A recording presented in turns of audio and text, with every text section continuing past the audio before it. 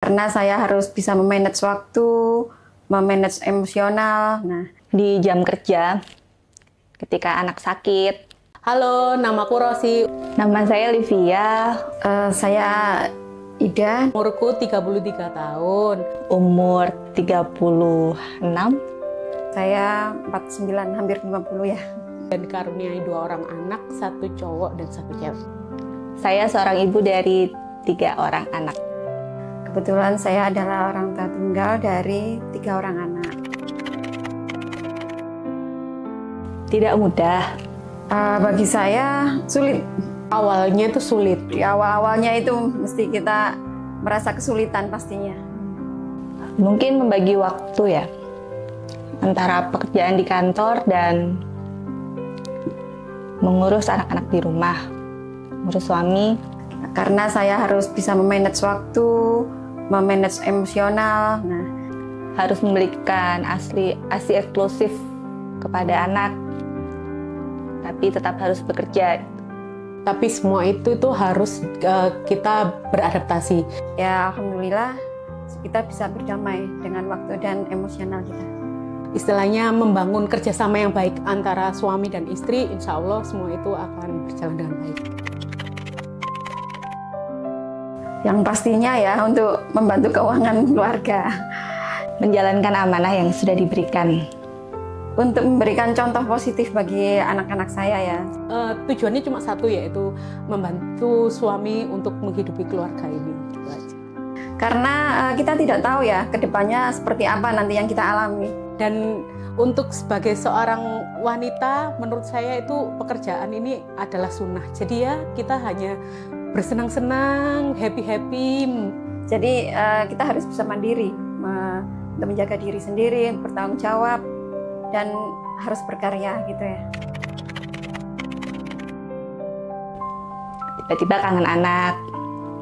Tantangan terbesar itu adalah ketika WFH. Tantangannya mungkin di jam kerja, ketika anak sakit. Itu kan memang saya dituntut kerja di rumah yang melakukan pelayanan mulai pagi jam 8 pagi sampai dengan 16 sore. Harus ada memilih 2 pilihan, pekerjaan juga penting, keluarga juga penting. Itu yang paling sulit untuk menentukan mana yang harus dipilih. Di situ juga saya harus merawat 2 anak saya yang ada di rumah, yang jarak umurnya tidak terlalu jauh, yaitu 2 tahun. Jadi ya sambil melayani, sambil merawat anak. Kita merasa bersalah ya, karena tidak bisa memberikan perhatian penuh terhadap anak kayak gitu ya. Tapi itu ya mindsetnya harus kita ubah, karena tidak bisa memberikan perhatian penuh bukan berarti kita mengabaikan mereka. Cara mengatasinya mungkin video call atau lihat foto-foto anak-anak. Saya selalu berkomunikasi dengan keluarga, terutama dengan anak-anak ya. Kesulitan orang tua itu seperti ini, terus anak itu apa yang harus diprioritaskan, seperti apa.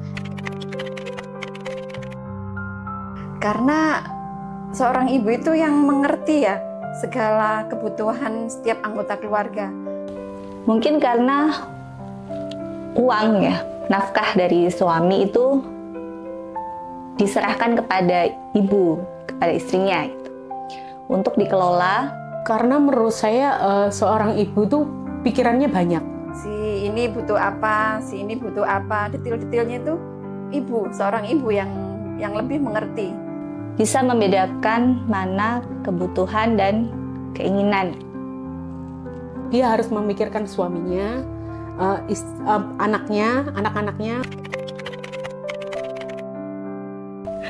Minta ke suami.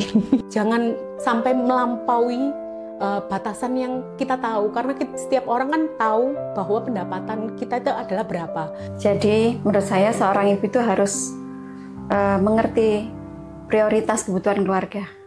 Ini yang pertama. Saya itu orangnya tahu diri gitu. Jadi ketika saya memiliki hanya uang 1.000, saya akan berbelanja tidak akan lebih dari 1.000 gitu.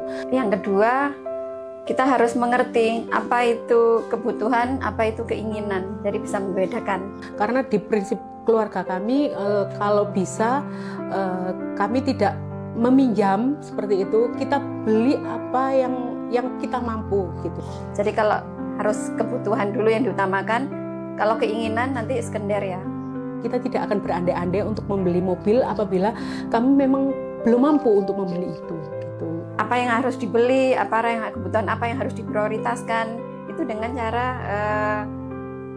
anggaran tadi itu, mengelola anggaran tadi itu. Jadi untuk prioritas yang mana, karena lebih mengetahui kebutuhan si masing-masing keluarga. Jadi harus sadar diri terhadap diri sendiri.